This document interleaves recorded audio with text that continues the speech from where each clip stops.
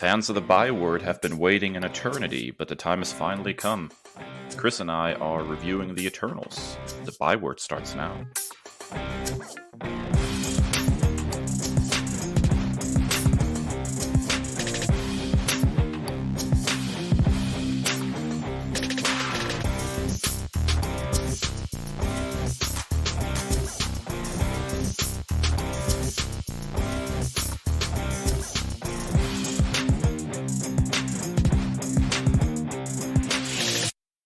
Ladies and gentlepeople, welcome to another episode of the Nerd Byword Podcast, the only podcast that is zany to the max and has baloney in their slacks.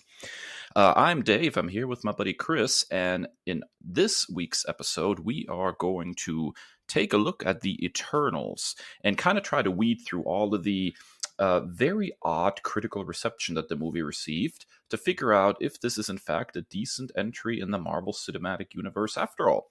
But first, as always, it is time for... Nerd News! Now, Kris, your news story is weaving quite a web. Well, the web over at Sony's Marvel Cinematic Universe appears to be growing. Dakota Johnson is reportedly in talks to lead an upcoming Madam Web project for Sony with S.J. Clarkson as the director. At first glance, many fans were completely bewildered by the casting rumors, as the most recognizable iteration of the character, Cassandra Webb, created by Denny O'Neil and John Romita Jr., is an elderly, paralyzed, and blind woman with the mutant ability of clairvoyance. Upon further inspection, most fans are speculating that Johnson will portray the Julia Carpenter Madam Web, who received her powers directly from Cassandra at the end of the Amazing Spider-Man arc, Grim Hunt. Personally, I have no experience with Johnson's work. I'm a massive fan of her father, Don Johnson, but I'm openly intrigued, to say the least, that Sony is headed in this direction. So, what are your thoughts on all of this, Dave? Yeah, this is sort of an interesting situation.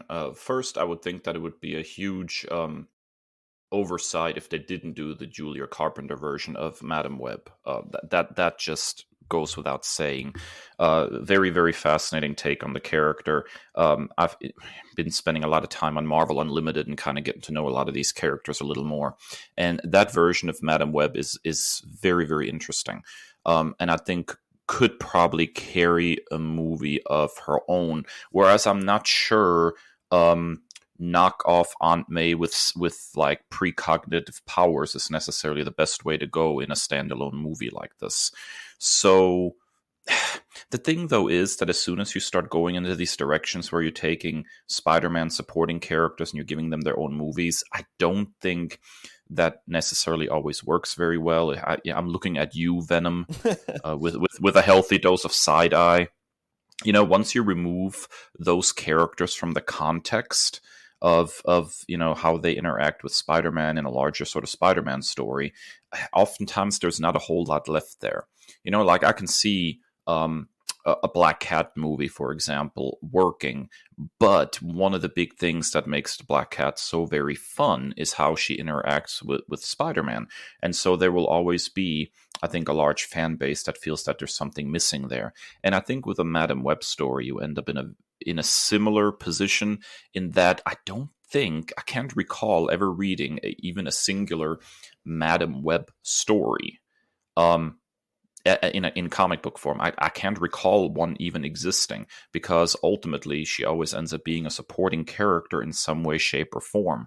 So I'm skeptical, Kris, to be honest with you. Yeah, I don't know. I think what's wild is no matter our criticism and our critiques of Venom and the Venom franchise and the films, the last film, Let There Be Carnage, made $500 million at the box office, and that was during a pandemic. So it's crazy because, you know, I like to sit back and feel a lot of the same emotions about it as you, but I guess like they're like feeling kind of empowered by this. For me, especially the Julia Carpenter iteration of the character, she has shown up the most, at least in my experience, in the Spider-Verse. So not only is Spider-Man there, but like a whole bunch of other Spider-centric characters are. So taking that character out of there and then, giving them their own film. I don't know if there's enough substance for a storyline there. I'm intrigued, but I'm kind of, to borrow your phrase, I'm cautiously optimistic. At the same time, I would like to see Cassandra Webb in some form or fashion. Um, with a character, we talked last week a lot about proper representation for individuals with dwarfism, and then to take a character who not only is elderly but also has multiple disabilities.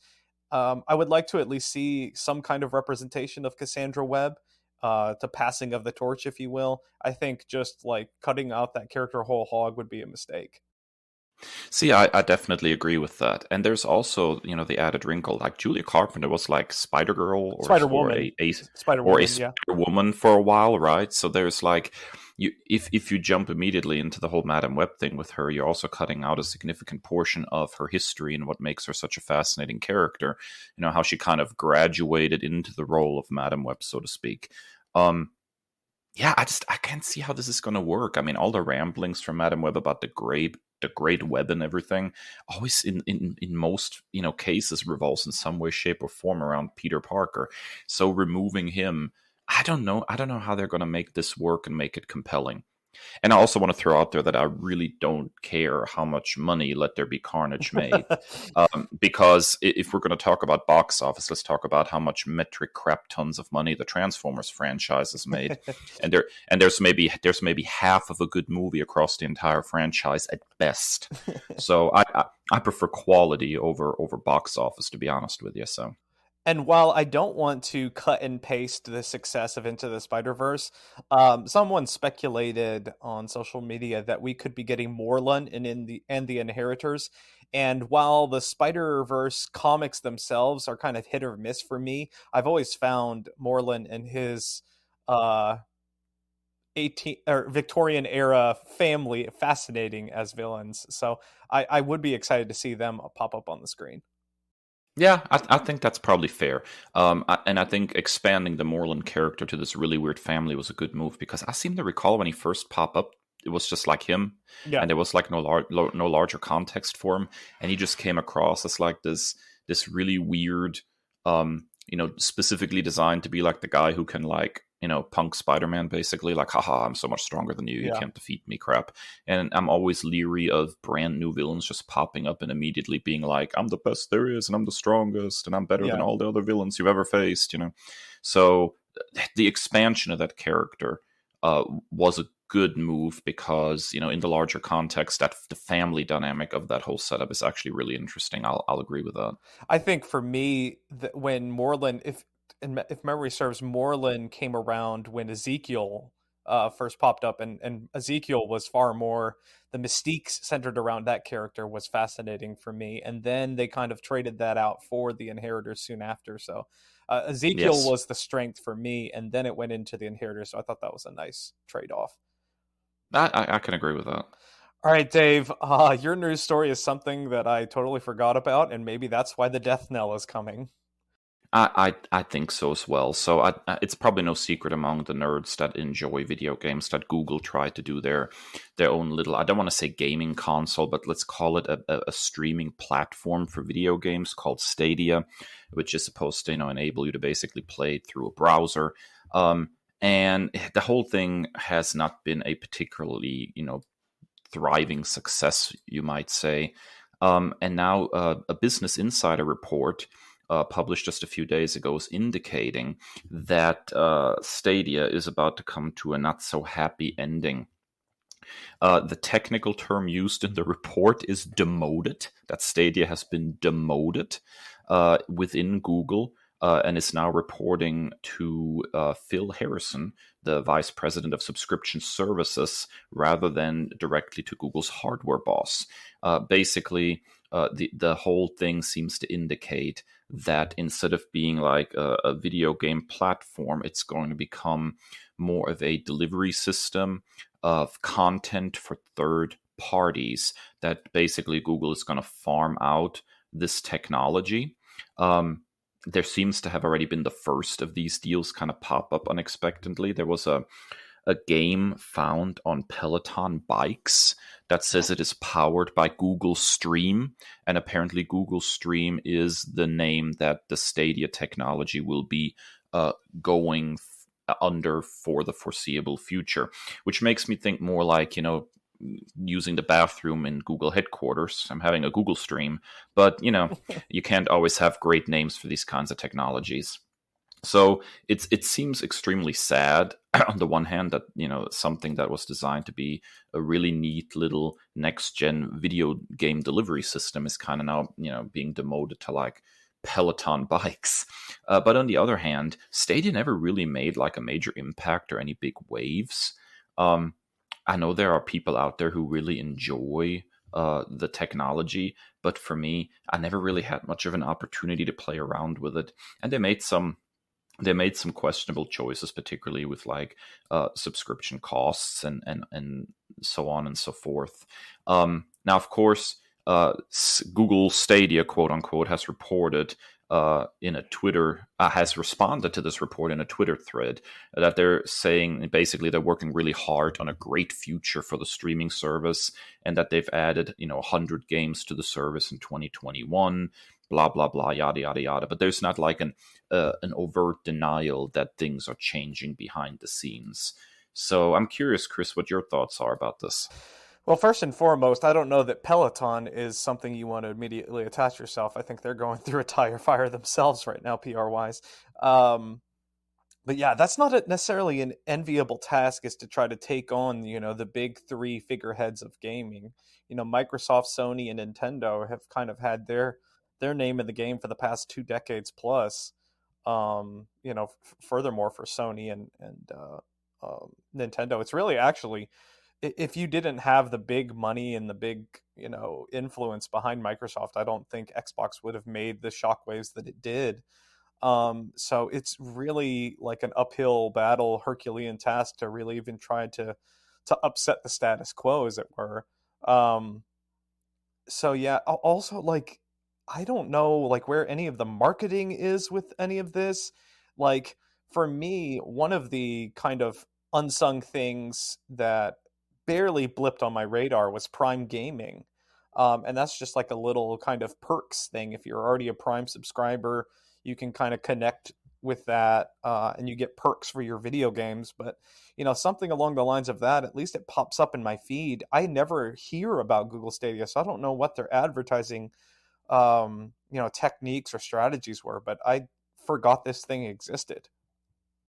And let's not sell Amazon short, because they did in fact have a gaming studio and were actively trying to develop video games. And that whole situation went rather badly in the toilet as well, as they tried to launch a game and it was universally panned and nobody was playing it and they had to shut it down. And it seems very, very difficult for these massive companies that have like a metric crap ton of profits, like Google or Amazon, and then they decide, oh, I'm going to make some video games too. It seems to be incredibly difficult for them to figure out the formula of what makes a gaming platform work. I mean, the last new player that was highly successful was the original Xbox. Since then we've not really had a major new player on the scene, and in a lot of ways that was just because, in large part, because there was a vacuum after the disappearance of Sega from the gaming platform part of things, after the failure of the Dreamcast. God, pour one out. That was one of my favorite consoles ever. I love the Dreamcast. Yeah, let's be honest. The failure of the Dreamcast was 100% financial, and in no way, shape, or form was it a hardware or design failure. That console was a beast and way ahead of its time in many ways. So yeah, I'm not quite sure what the magic formula is here. It seems to me, at the very least, that using like this pre-existing technology and stuff, like, oh, you can play Assassin's Creed in your Chrome browser, is apparently not really the way to go. PC gamers, for the most part, are happy with their PCs and the platforms that they have, in Steam and whatever that other one is, Epic? I don't know.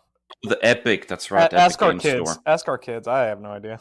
Yeah, that's a whole nother story. But um, where it's really at apparently still is consoles. If you're gonna get the general audience, the general people out Hmm. there to buy in, um, then don't go knocking on the door of the PC Master Race. Make a standalone box they can hook up to their TV, Yep.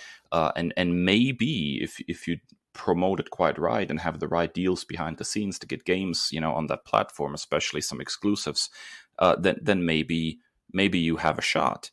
Um, but Stadia, even from the moment it launched, looked like kind of a lost cause to me. It's a shame again that this kind of technology is now being relegated to Peloton bikes. But like you said, yeah, there was not really. There didn't seem to be a huge advertising push for it either. It was like Google was almost half-hearted about it. Yeah. Well, and it's crazy, thinking back to my AP Econ classes. I'm not the biggest economics person, but I can remember, enough to that you really want to, when you're coming up with a new endeavor, you want to exploit inefficiencies in the market and provide something new that really kind of tackles that thing. You think back to things that have really revolutionized technology in the past decade or two. You think of things like Redbox, and now with streaming, Redbox is basically obsolete. Um, and what was Stadia hoping to accomplish? Like, there's nothing really new that's established. No groundbreaking things are offered through Stadia. I mean, look now, you have the groundbreaking deals that Microsoft has made, and then Sony even firing back with the Bungie acquisition. So, and then you're just like, well, you can play in your Chrome browser. That's what you have to offer. I think back to that song. You're playing with the big boys now, and this was not. This is a ripple in the water compared to the groundbreaking earthquake type stuff that the big corporations are doing. Yeah, that's exactly right. All right, well, there you have it, folks. That's it for Nerd News. When we come back after our first break, it's time for Big Talk when we sit down and review The Eternals. What do we think of it? Let's find out.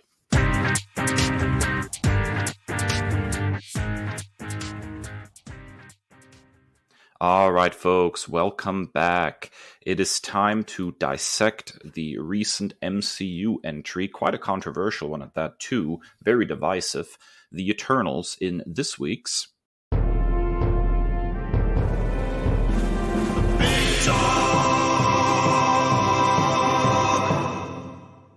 All right, so as we usually do when we dig into a movie like this, both Chris and myself have selected three things that we really like about the movie and three things that we disliked. So we're just going to go ahead and jump right in. We are, of course, fully aware that we're a little bit behind the curve, that the movie has been out for a little while, but that also means that we've had a chance to let this whole thing simmer, and maybe we have some new insights to share today. So, Chris, let's go ahead and start with something you like. Yeah, so I got the opportunity to see this opening weekend. The theater, we don't live in exactly a very bustrous urban area, so I was able to see this with a relatively empty theater. And then I watched it again last night in preparation for the episode. So seeing this again with kind of new eyes, and it really stood out to me. My far and away favorite thing of this film was the relationship and the interactions between Angelina Jolie's Thena and Don Lee's Gilgamesh. I thought that their relationship um, it superseded so many things. A lot of people speculate that it was a romantic relationship. And I'm not here to say, definitively yes it was or it was not, but just that beautiful relationship that they had over centuries, that I thought it was a beautiful metaphor um, for mental health and true struggles. And I thought it was masterfully portrayed by Angelina Jolie. Just the true struggle, with what is it, Mad Dweery, I believe it was called, and just Yes. the weight of all those centuries weighing on her mental health, and just the absolute care that Gilgamesh, one of the strongest, this, if you want to even classify him as an archetypal gentle giant, but that he set aside all of whatever he wanted to do, possibly personally, that he dedicated centuries, literally centuries, to take care of her and make sure that he was okay. And I think a much better version of what we got between the Hulk and Black Widow is the only person that could truly reach her. I thought that was a really beautiful back and forth between them. And even after, full spoilers, by the way, if you haven't watched the movie, why are you listening to this part of the show? After his death, like the sacrifices that he made and the relationship that they had, it had like this lasting effect on her, to where even after he was gone, she was able to conquer the Mad Dweiri and pass along the wisdom and the beautiful message that when you love something, you protect it. And I just loved their relationship so much, and it was far and away my favorite thing from the film. Yeah, I totally and wholeheartedly will agree with that. That was one of the things that, especially early on in the movie, really worked for me. Gilgamesh generally as a character really clicked for me at a point in the movie when I was still struggling connecting with some of the other characters. It did take a little while to get a full sense for many of the characters.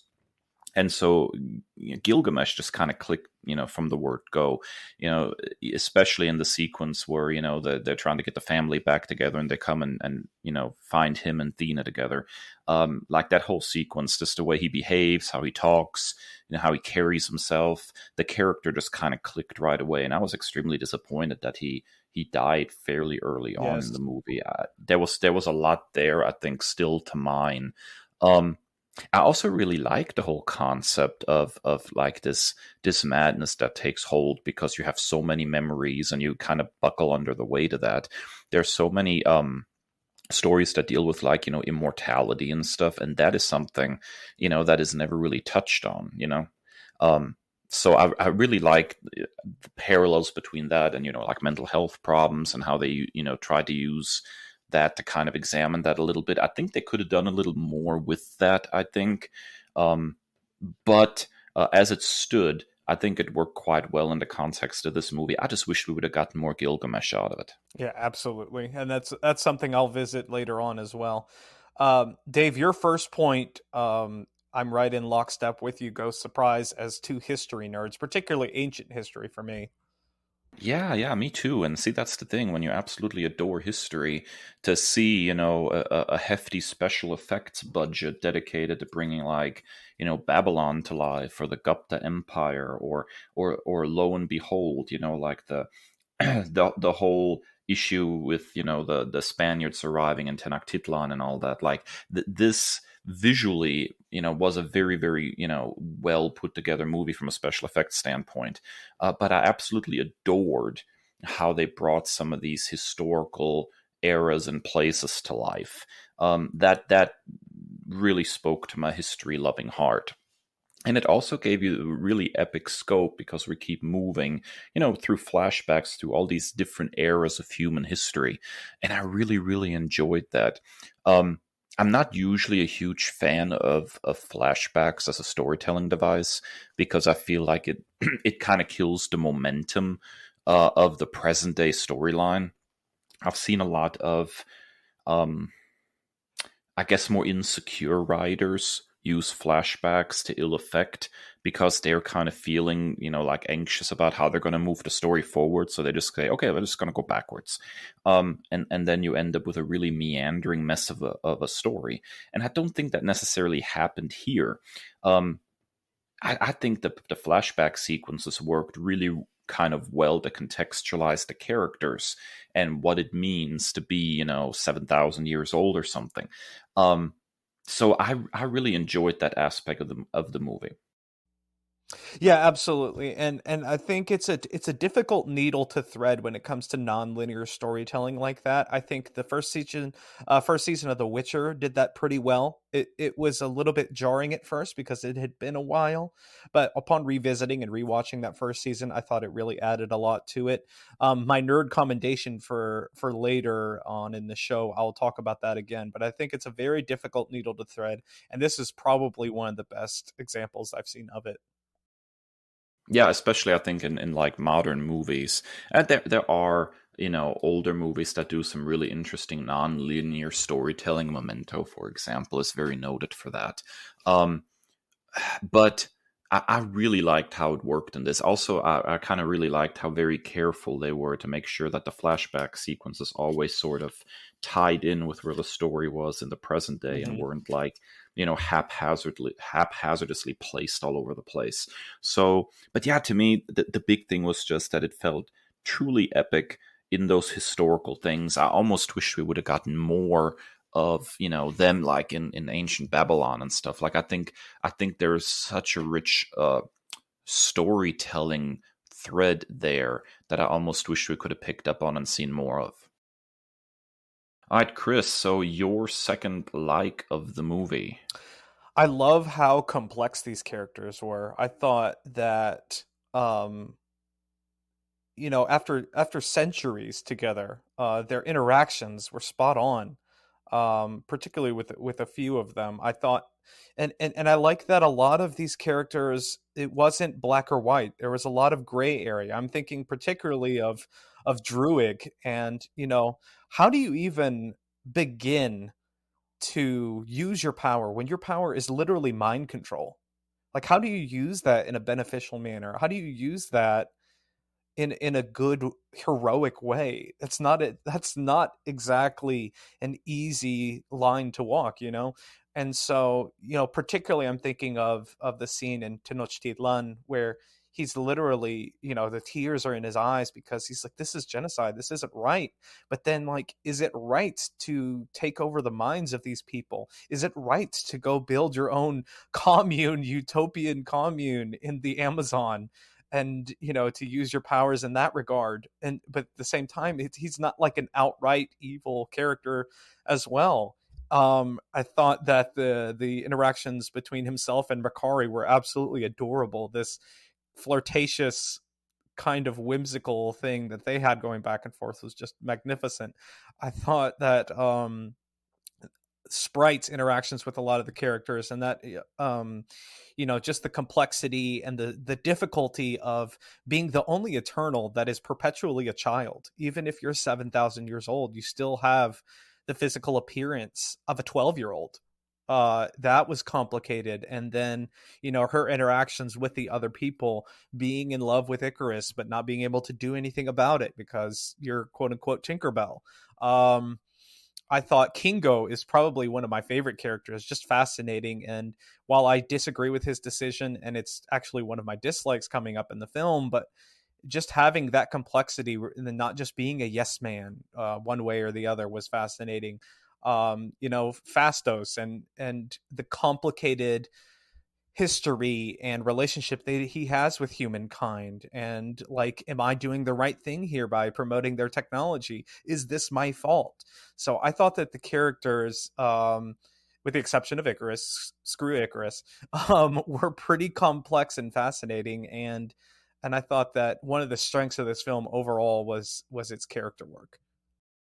See, I will agree with that, with some notable exceptions, and then we can talk about Icarus later and the dislikes. I think there was some missteps with that character, but I also really felt bad for Salma Hayek in her role of Ajak, because that particular character Yes, felt extremely shortchanged, absolutely. and really was more of sort of an inciting incident than anything else. And even in the flashback sequences, seemed like there was like no real arc for that character, even with that last flashback scene we get of her, and she's like, oh, I changed my mind, like we did not get to see that development. And as such, I think that character um got really, really shortchanged. I also think there was something really uncomfortable in the interactions between Kingo and Icarus.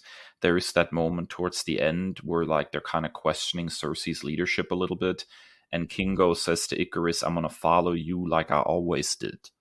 And I'm like, at what point were you following him, period? Because Ajax was the leader of the Eternals this whole time. So it's like this really icky moment of like, the two dude bros saying, yeah, chicks, right? We can't really trust them or follow them. And Yeah. then like the whole 7,000 years you've been following the leadership of a woman. So that wasn't complex, that was just icky.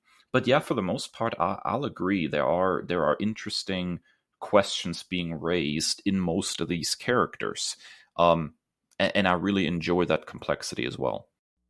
All right, Dave, your second like is probably far and away the undisputable thing about this movie.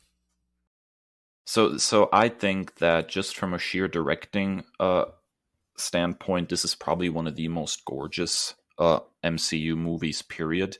There are shots in this movie that I would not mind like buying as like wall decoration for my house, like the composition of the various shots. I'm thinking when they're driving up to Ajax's house, for example, you have that house sort of in the distance and a really nice like work with like shadows South and Dakota silhouettes that are, represent. Seeing South Dakota, my yeah. home state, on screen was wild. Yeah, it was very, very nice. There's also a really cool shot, and there's so many more. I'm just kind of throwing out some that were favorites. I really like when Cersei is like sits down and is like meditating to try to contact her god. I forget the name offhand. Ashram or whatever. Arishem. Arishem, that's right. So that shot where she first sits down and like starts meditating, that is absolutely gorgeous. And the movie's just filled with these absolutely beautifully framed shots. Even when we divorce like the scenes of special effects, like the reveal of Babylon, for example, and just look at like good old fashioned movie making. No CG stuff. Like Chloe Zhao was the one who directed this movie, correct? Correct. Academy Award winner, Chloe Zhao, yeah. Yeah, so Chloe Zhao did a fantastic job with this movie. Like, it's the visual language of the movie is so different from what we've seen in the MCU before, and there is such a careful eye to so many of these different shots.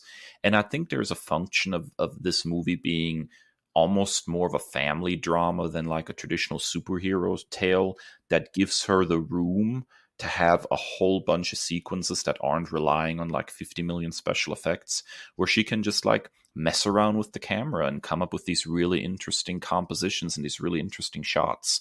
And I really, really enjoyed that tremendously about this movie. I kept saying to my wife as we were watching the movie, it's a slow moving movie right now, but I tell you one thing, it is a feast for the eyes. It's absolutely beautiful. Yeah, and I think one of the overwhelming criticisms of the film is that it's slow moving and that there's not a lot of action, but I'm perfectly okay with that because of you can exchange kicky, punchy, smashy for these gorgeous visuals.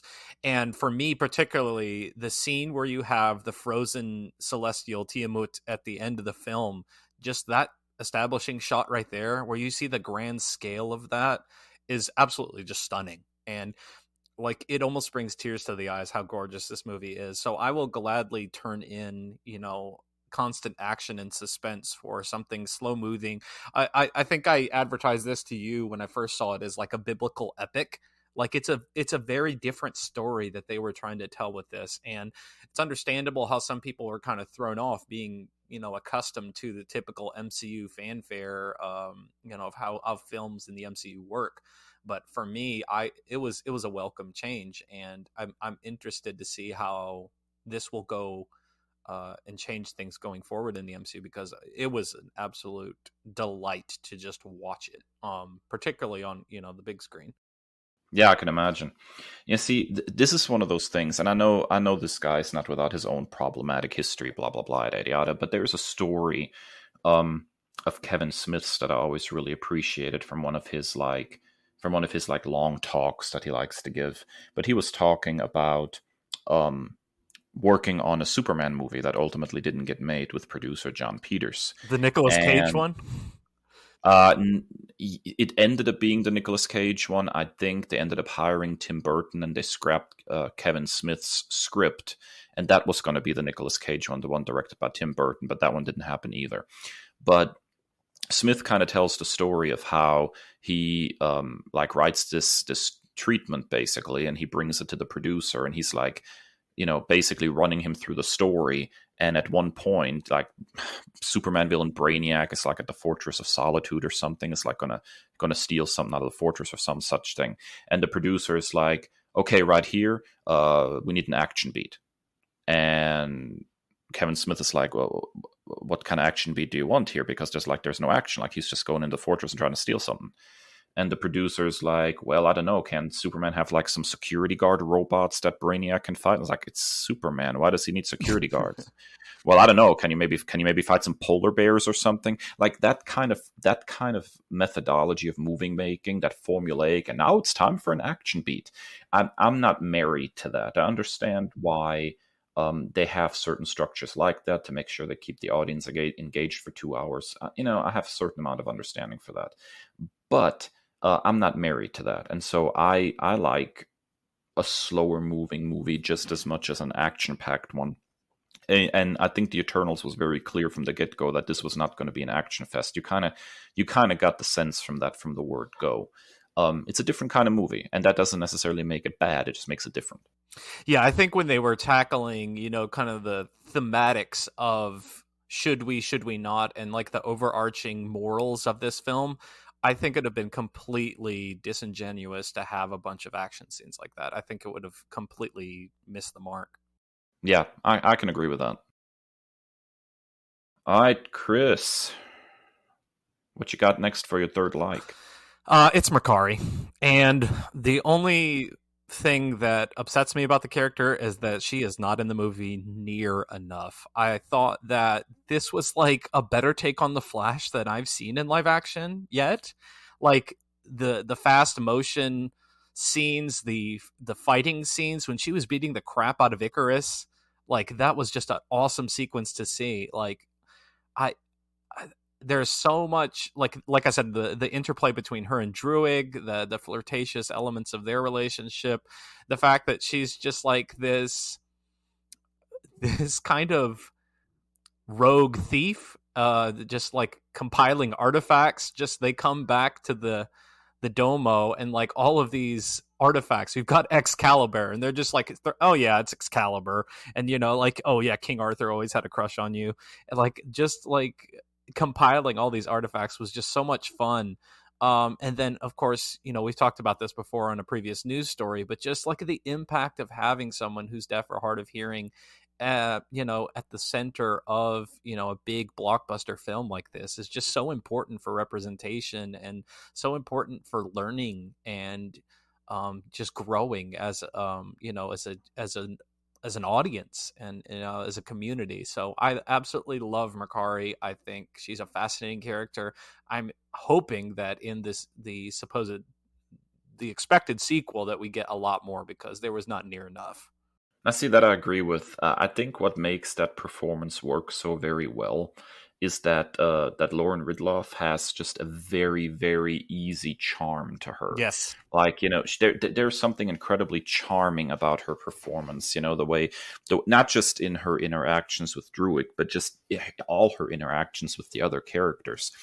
There's a very easy smile on her face, and just she's, I guess the best way to describe her is just effortlessly charming. Yes. And that so comes through in that performance. And yes, you end up feeling like you've missed out on something when they go back to their spaceship, and she's just sitting there with all these books and all these artifacts, and like, where I did feel this like happen? Yeah, out. There's like a whole movie there. Absolutely, yeah. So there's a very, very cool character with a very, very cool performance that I think we just did not get enough of. I also have to say that the scene where Druig gets attacked by Icarus. Oh man. And Makari tries to scream but can't quite scream. Mhm. The raw emotion of that scene is a real that moment was a real movie stealer right there. And she went So ham and beat the shit out of him. So yeah, exactly. So yeah, it's just a really really cool character, really really cool performance. also shouts to the scene where those guys are trying to take advantage of her, and she's like, "I could hear you talking. I just sense the vibrations. It's just different, and you're not pulling a fast one on me." Yeah, yeah, I love that. All right, Dave. Your third and final like of the film. We kind of talked about how the complexity of the characters and all that. This is a big movie character wise. There's a crap ton of characters here. And I think we've kind of mentioned how, Makari's been sidelined for a good chunk of the movie and Gilgamesh dies fairly early on. And I think that is a function of trying to prune the cast a little bit because it is so sprawling.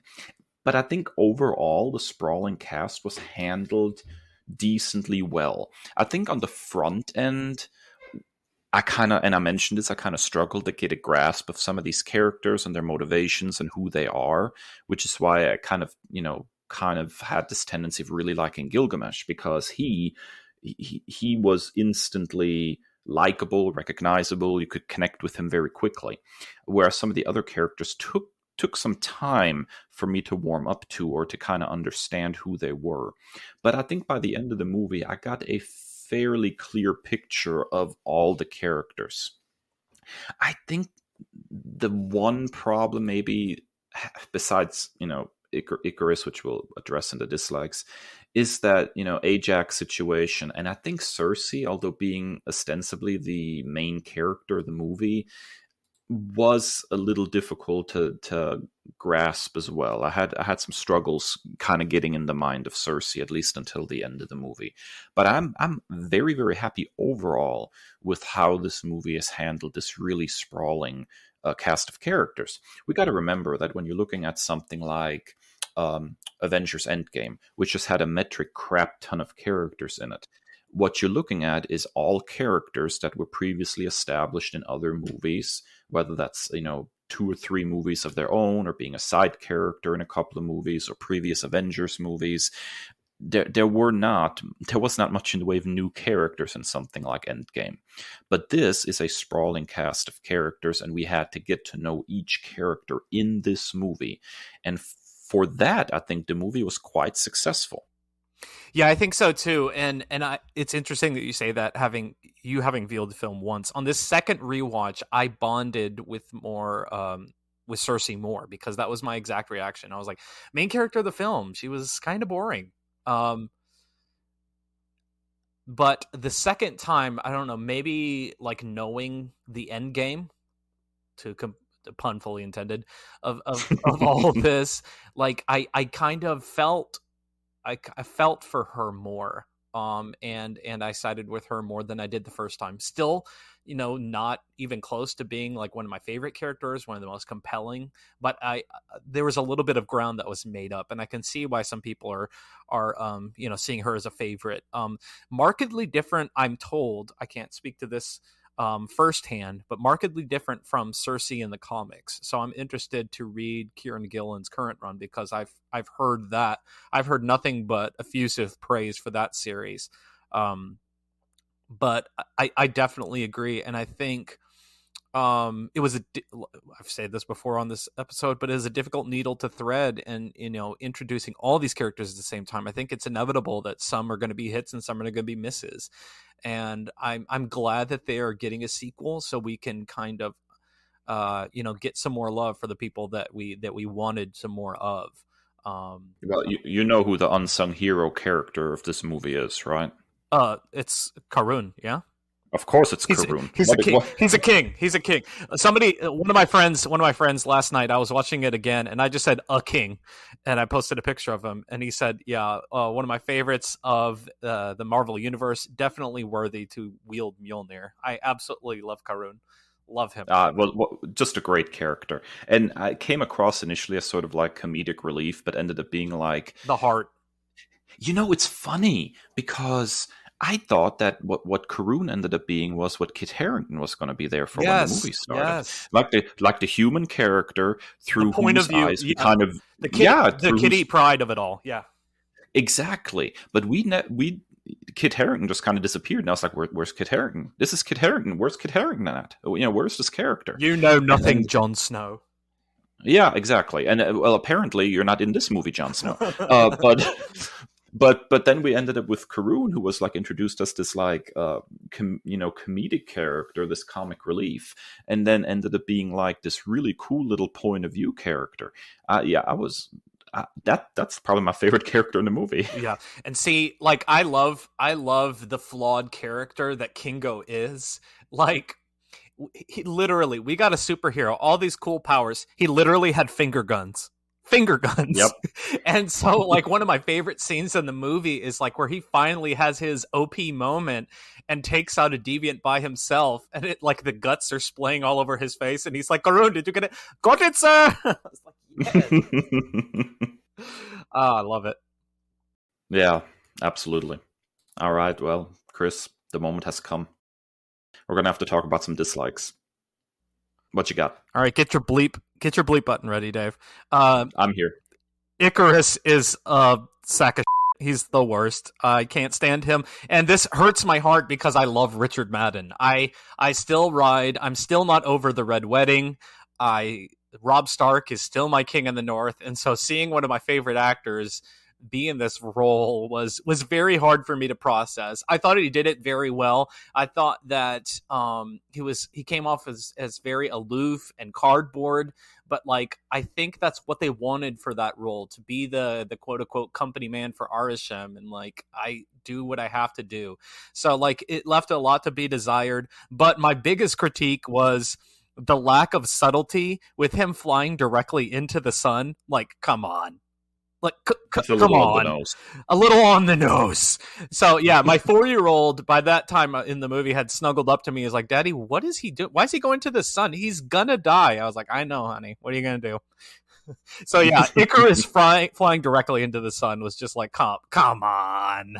Yeah, I got several things to say about Icarus, but I think that's probably best saved for my first dislike. I will say that I was disappointed in that aspect of the ending of the movie because it seemed like the cheap way out, rather than the family having to deal with one of their own turning against them. Yes. They just he just goes ahead and like takes himself off the board. And I think the way the character had been portrayed up to that point, I don't think that would have been his move. When he first flew into space, I thought he was like going to go find Arishem or something, like, that, and then we're going to see him in the sequel come back like changed in some way. Not that he was going to like commit suicide via sun. So yeah, I think it was kind of a cop out in the script, especially due to the fact that they literally referenced it, that it was one of Sprite's tall tales beforehand in the film, and then it's like, well, we better lean right into that. Yeah, it was too on the nose, but it was also from a storytelling perspective sort of cheap. Yeah.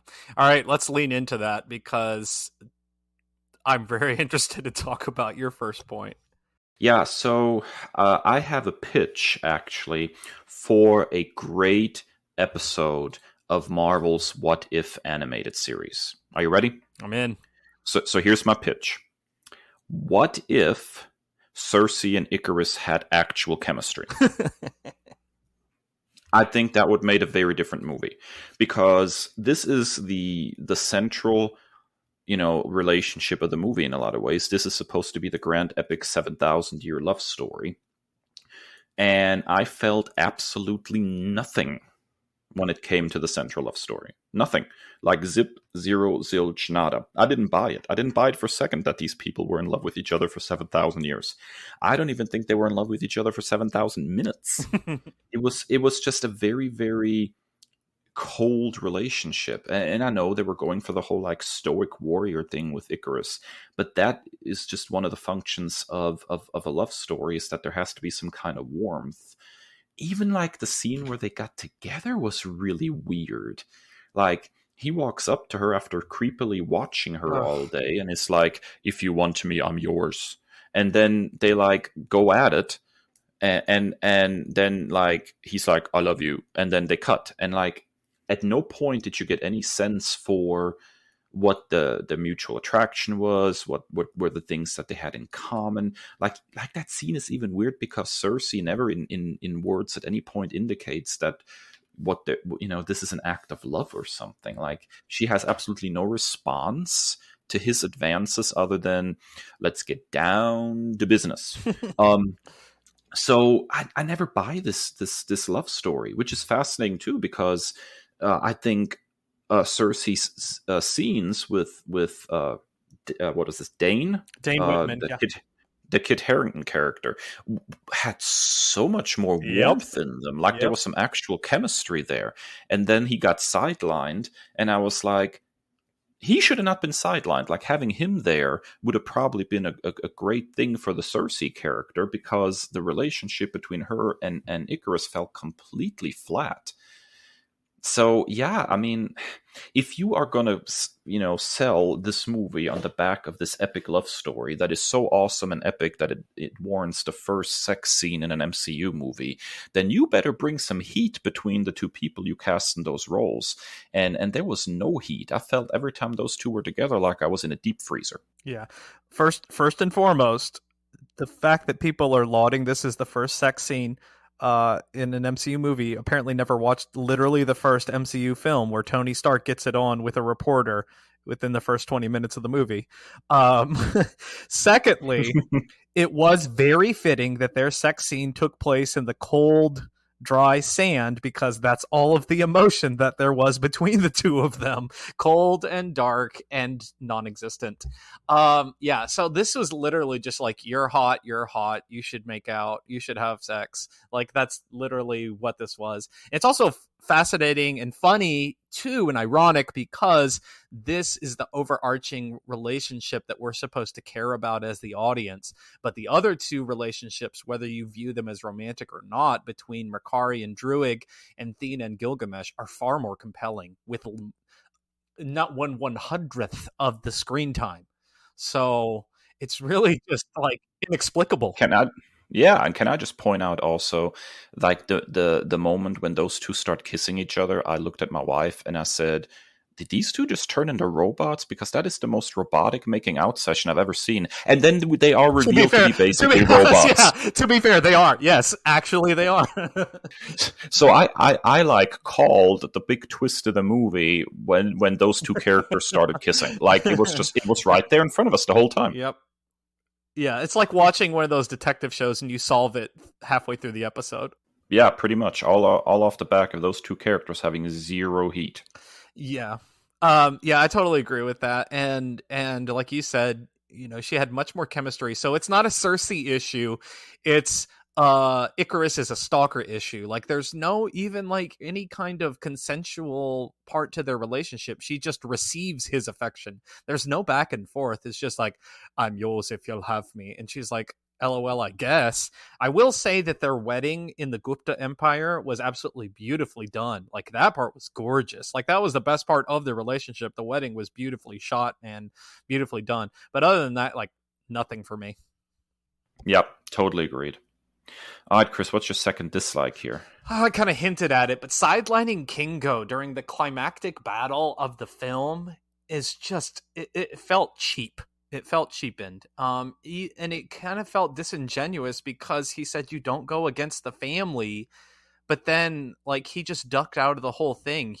How are you going to say you don't go against the family and then not hold Icarus accountable for going against the family? Whether you feel in agreement with the emergence and that you should be serving Arisham, you should be there, not just like quit like that. It just felt so disingenuous, and it took one of my favorite characters and just cheapened all of that experience for me. So sidelining Kingo from the big thing, just for him to come back and make a couple of more jokes, as much as I love Kumail Nanjiani and his performance, I was very upset by that. Yeah, I kept waiting for him to like ride to the rescue and like save one of them at the last second or something, but no, he just never came back. And yeah, I was very disappointed with that too. And I don't think necessarily that was wholly in character either from the way he was established. Like, something's going down. He's kind of a glory hound. He's going to want to be in the thick of something going down, Right, right? right. So yeah, I didn't wholly buy that ducking out thing at all. I don't know what the reasoning behind that whole sequence was behind the scenes, but it didn't work for me either. Because like, even no matter which way he feels, he says in one hand, he says that he is with Icarus to the end of the line or whatever, to borrow another MCU phrase.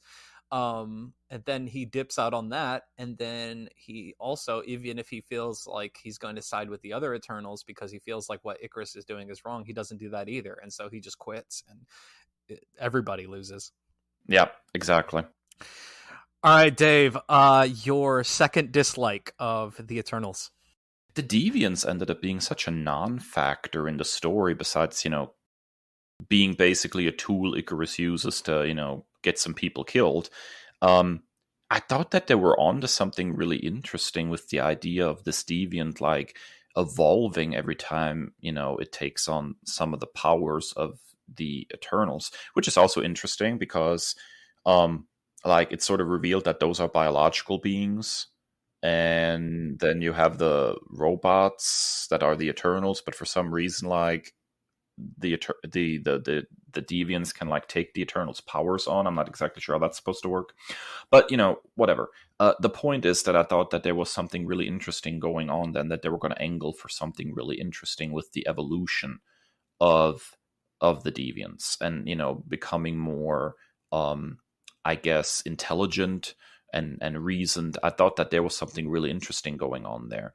And then it ended up, like, completely being a non-factor to the overall larger narrative. Even, like, when that one that's been, like, doing all the evolving shows up at the end, it's just really sort of a one-on-one showdown between that deviant and Thena, and that's really the end of the line. Like, there's no wrangling about what does it mean that these creatures are evolving, or anything like that. It just became such a non-factor in favor of family squabbles with Icarus. So I thought that the whole Deviant storyline was a huge dropped ball in this movie. I think that they could have done something much more interesting there than basically nothing.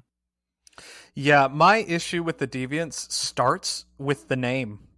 Like, Arishem, are you truly surprised that these creatures, these individuals that you created, turned out to be going Breaking Bad or deviating from their mission when you literally named them deviants? Like, how surprised can you be? You named them deviants and then pretends to be shocked when they deviate from their mission. So yeah, that's all jokes aside, I was underwhelmed by that too. I did love the feat of Thena, as one of my personal favorite characters, her being able to conquer Madwiri, and even though he's quoting Gilgamesh's lines at her because he's absorbed his powers, thinking that he's got the upper hand because of their relationship, her being able to withstand all that, I thought that was beautiful. But in the grand scheme of things, also just an amazing feat for her to slice his head like that. But in the grand scheme of things, it was underwhelming. And just like, where do we go with deviants from now? Are they all just gone again, just for them to pop up later on? So yeah, that was, overall, it was underwhelming, even though I did like certain aspects of it. Graphically, I think visually, I thought they were really cool. Oh yeah, sure, but again, it's just a huge missed opportunity, I think, For sure. in the storytelling. I'm not quite sure how they could have gotten that together at the end with the whole Icarus storyline. But then, if you're going to do the whole, like, oh, look, the deviants are evolving, you got to do something with it. You can't just dangle that carrot and then flush it down the toilet. And we've seen this in previous superhero entries where they have one too many villains, and with the bait and switch of it all, like, it just sacrifices one and just doesn't handle it well. Yeah, that seems to be a pattern. All right, Chris, your final dislike of the movie? All right, so we've kicked around, but I want to specifically highlight the fact that the more compelling characters did not get near enough screen time or focus. You killed off Ajax. I mean, I I adore Salma Hayek. I've been her biggest fan ever since Desperado. Like, so love her. And just she literally had nothing to do. Like, no arc, like you said, and then she's killed off in a truly traumatizing scene that was really hard to watch, especially a second time. And just like the grotesque transformation her body goes through was really hard to watch. And then she has this beautiful scene on the ranch where she like details in which she changes her mind, and she's come to love and appreciate humankind, and then she's immediately killed off. So it was really, really, truly disappointing. And then, of course, Makari didn't get near enough time. Like I said, there's a whole movie in there where she's collecting all these artifacts throughout human history, in favor of Cersei, who comes across as a little bland. I liked her more the second time, and then Proud Boy Icarus. So yeah, I hope in the sequel that we get more focus on the characters that I missed out on. But I don't know how that's going to happen when Ajak and Gilgamesh, two of my faves, were killed off. Well, I mean, they were around for 7,000 years. I think at the very least we can get some more flashbacks. Give me a prequel.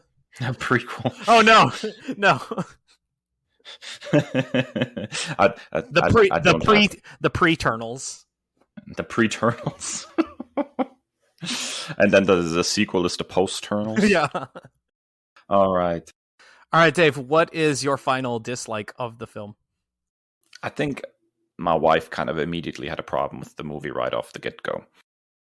When you have a really, really super long title card right at the beginning of the movie, that usually doesn't bode well, because it is basically dumping a whole lot of information on you from the get-go, and then looking for you to buy in, and you've not even met one of the first characters. Now, there are notable exceptions to this. I'm looking at, for example, Star Wars, where the opening crawl is really sort of a tribute to the old science fiction serials of the 30s and 40s. So that is a stylistic choice, not so much an exposition dump. But in this movie, we got a couple of exposition dumps. You have that really lengthy title card at the beginning that's throwing all these different, stuff at you, all these terminology and stuff. And it's just, you need to take all this for granted before the movie even starts. But then we have the lengthy exposition dump in the middle where Cersei sort of gets the truth about the Eternals from Ereshkigal. And that sequence lasts a really long time. And, I always think the old saying of show don't tell in storytelling like that, would there not have been a better way to explain some of the stuff, especially the opening title card? My wife and I were reading it together, and my wife just kind of her eyes glazed over after the third paragraph, and I'm like, this is a lot to put on general non-nerdy audiences to accept out of the get-go within the first 30 seconds of a movie. And then the big exposition dump in the middle, there's should have been a much, much better way, a more conflict-based way, rather than Airsham just spilling the beans on everything that Cersei didn't know. It would have been much more interesting if this was a scene between Icarus and Cersei that is laced with conflict, where he's slowly confessing the truth to her or something. It would have built on their relationship as well.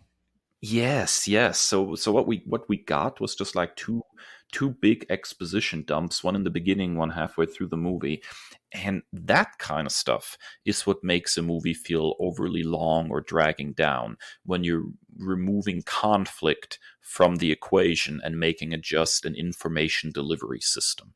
And I think if they would have done a little bit of a better job with that kind of stuff, I think a lot of the people who critiqued the movie for feeling like it was 3 hours long may have had less to say there. Because what we don't necessarily need is action sequences, but what we do need is conflict. And those things were completely without conflict, and they felt long and kind of boring.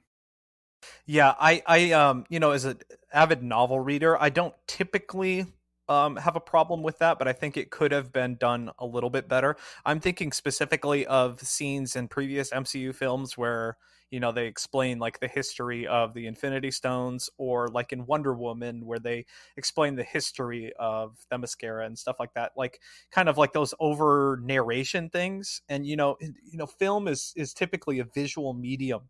Like if you want to go read a novel, go read a novel. If you want to read, you don't necessarily go to the cinema or your home theater system for that. So I think like an overarching narrative thing where they're letting scenes play out, I think that would have been a little bit better.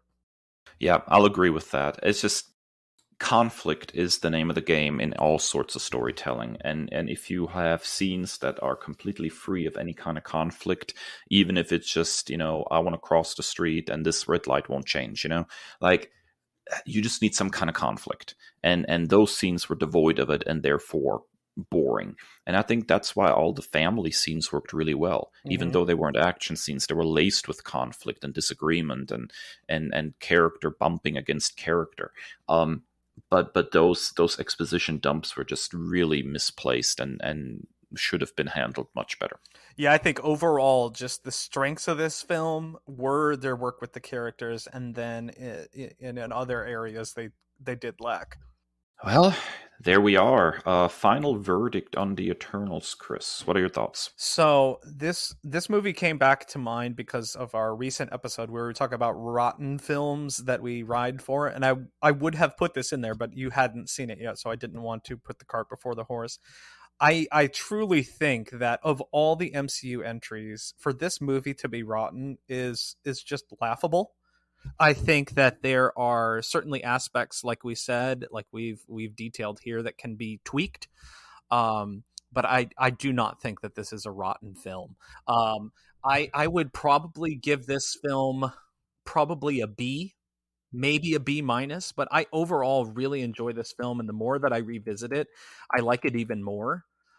Particularly for its character work. So I'm going B minus. Is this movie rotten, Dave? I don't think so, man. I really don't. Is it like the greatest experience cinematically that I've ever had? Probably not. And there are very clear weaknesses, especially if you're looking at like the central love story that is supposed to be, the thing that this whole epic hinges on. And, it's like the least epic love story ever. But there are so many cool things about this movie. There are characters that resonate. There are themes that are deep and inspired thought. The movie has definitely stayed with me since I've watched it. And it is very, very beautifully directed. So although it has its shortcomings, I too don't think that this is like the worst the MCU has to offer by a long shot. And I'm actually hoping twofold things here. First, I'm hoping that we will get a sequel of some kind to expand on these characters, because I think, especially based on the ending we got, which was very much a non-ending, that there is more coming.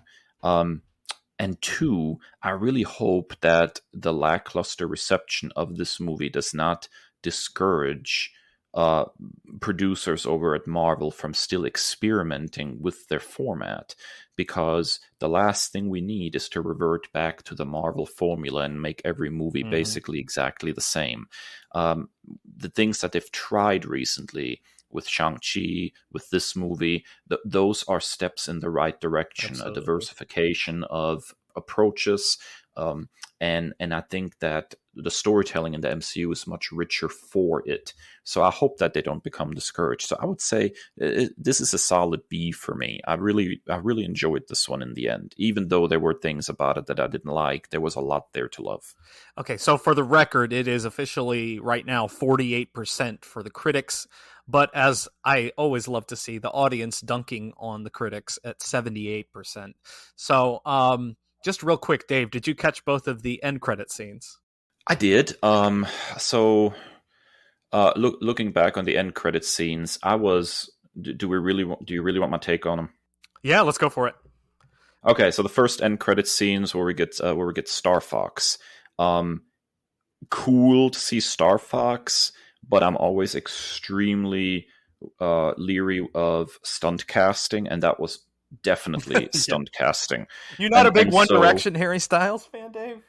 Well, look, I'm clearly not Harry Styles' bread and butter target audience, and I have What?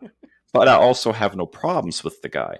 But what I do usually have a problem with is when you have stunt casting, where a clear non-actor is being cast in what should be in any future movies a pretty major role. So I hope it works out. I hope the guy's a talented actor. But in the short term, I really just don't like stunt casting. The second scene was much more interesting to me Yes. because it hinted at Black Knight, which I'm totally in for. And I really wished they would have found room in this movie for, because all we got was Kit Harington in the first 10 minutes and the last 5. And I think, I don't know if that was the best move, especially considering Cersei had mad, chemistry with the guy. So I would be interested to see where that's going. So first, so the mid-credit scene was very mid, and the post-credit scene got me excited for the future. Did you recognize the voice at the end?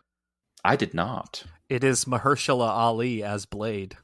Oh my goodness! Now I have to go back and check that. Now again. you're even more excited. So yeah, yes, I am. Yeah, I love Mahershala Ali. I think probably one of my all-time favorites in Hollywood. I love everything that he does. And my greatest criticism of Luke Cage, a series that I enjoyed for the most part, was like he was far and away the most compelling character, and they killed him off way too soon. So I agree with that. Yeah. Seeing him come back as Blade with Wesley Snipes' blessing, it's just so exciting for me. Yeah, I'm totally there for that. I first encountered him as an actor way back when on a little science fiction show called The 4400, and I totally fell in love with his performance. He was sort of a Captain America style character, right? He was not super powered, but he was like a man out of time. He had been in the military in the 1950s, I think, and like the whole premise of the story was a whole bunch of people got like kidnapped from various points in history and then all dumped into the present, and all of them had been altered in some way, and like trying to figure out what's going on with these people and why they're there. And he was just this really, really cool character and just so perfectly acted. And I was just so pleased to see his trajectory as an actor, because like the first moment I laid eyes on him in the 4400 was like, this dude is talented, man. He's so good. So yeah, I'm a big fan for quite a while already. All right, folks, there you have it. That's our review of The Eternals. What did you think? Come onto social media and dunk on us. You can find us on Twitter and Instagram at NerdByword, and individually at ThatNerdChris and at ThatNerdDave. And after our final break, it's time for the ever-popular Nerd Commendations. Stick around.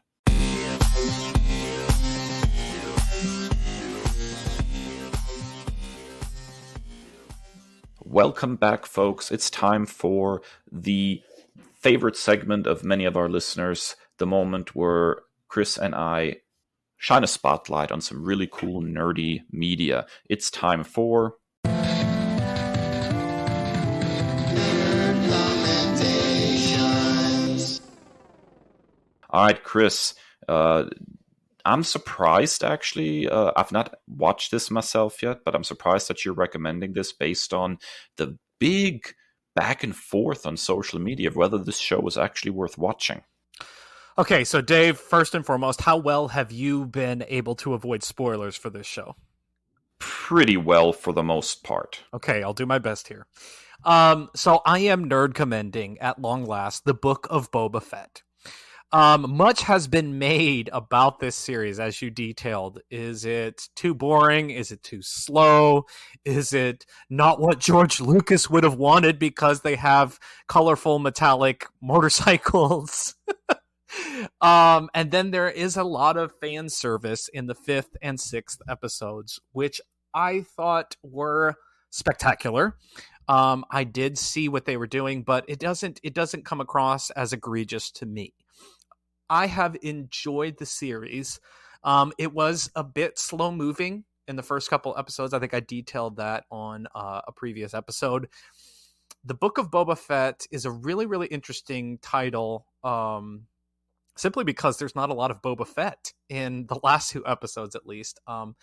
But it's also fascinating to me as I revisit the first couple of episodes that people aptly describe as very slow moving. There's a lot of non-linear storytelling, a lot of flashbacks. But then I also think back, and we are basing a series around a character who, while wildly popular in the original trilogy, had what, 3 lines, if memory serves? So there's a lot of heavy lifting going on in this series, and as a whole, I overwhelmingly enjoy it. There's a lot of deepening of storytelling with regards to the Tusken Raiders that was done at the second season of The Mandalorian that I am glad to see them expound on. It's a really great analogy for the native individuals in America. So I really appreciate that, and a spotlight on indigenous folks. So I'm enjoying that. I think Tamara Morrison and his presence on screen is simply magnificent.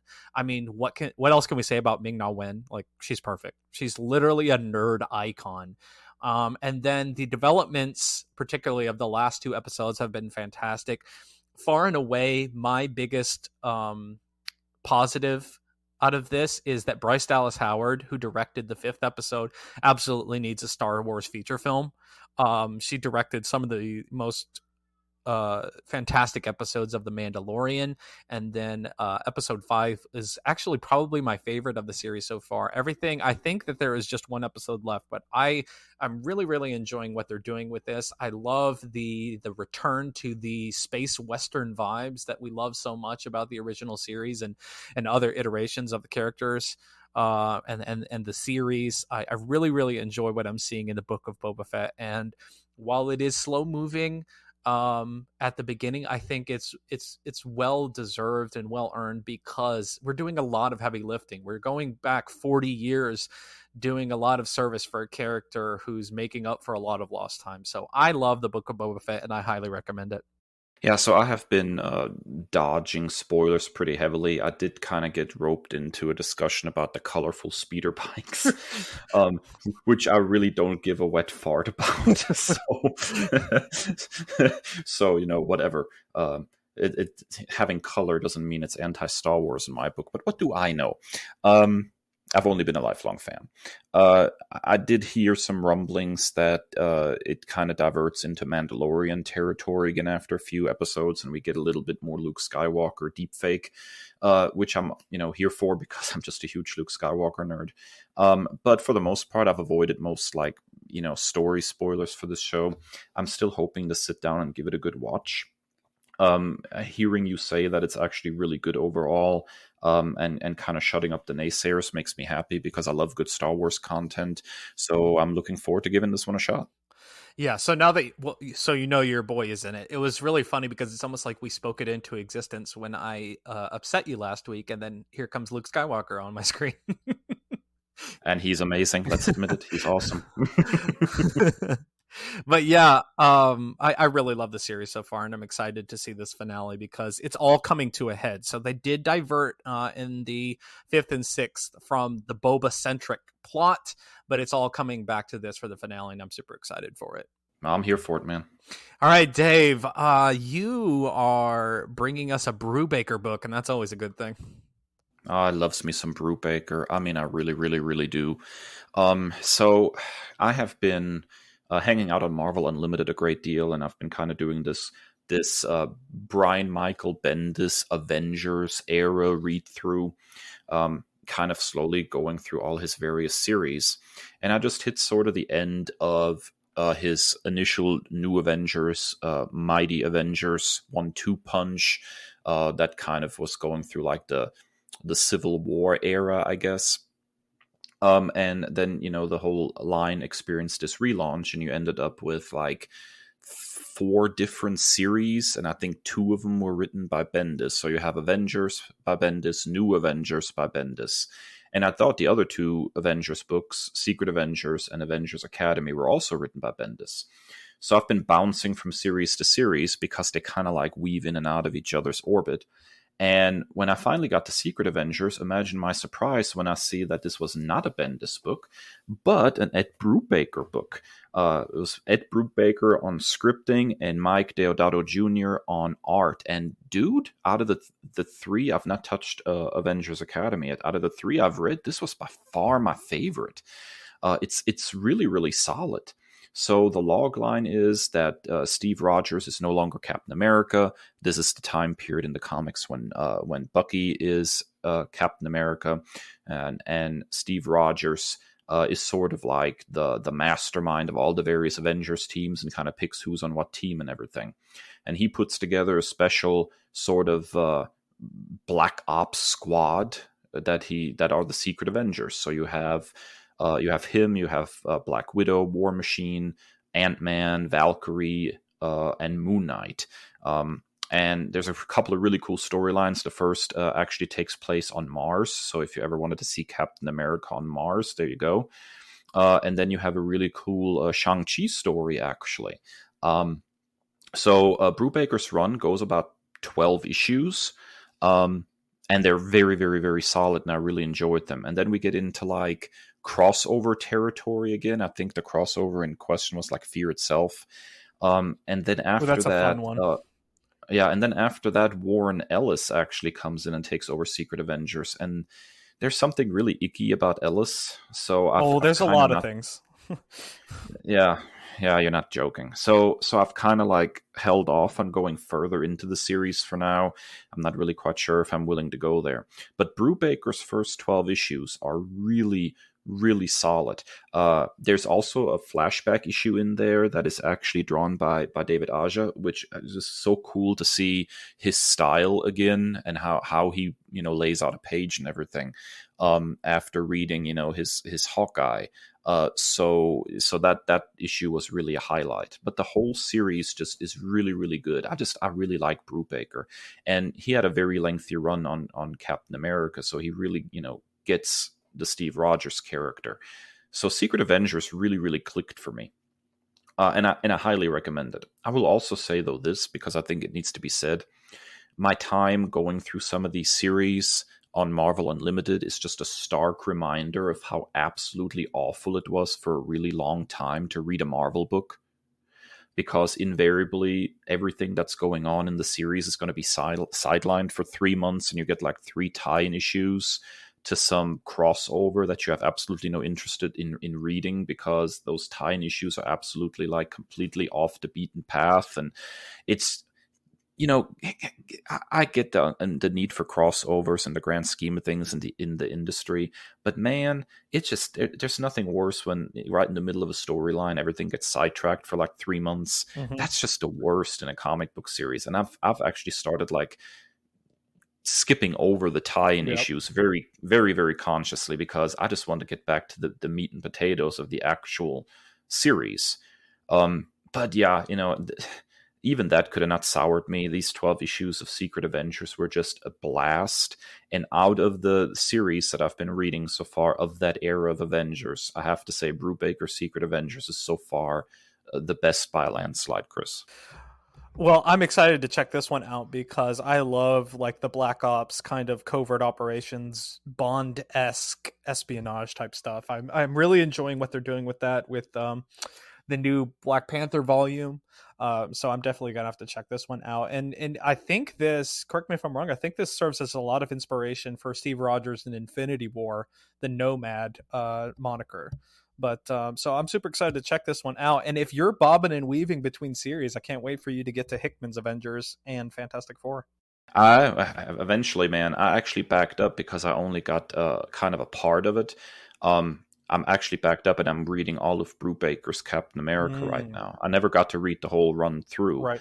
And this kind of, whet my appetite to get more of his Steve Rogers. So I'm like 10 issues into his run on Captain America right now. And, that sucker still holds up tremendously. It's really good too.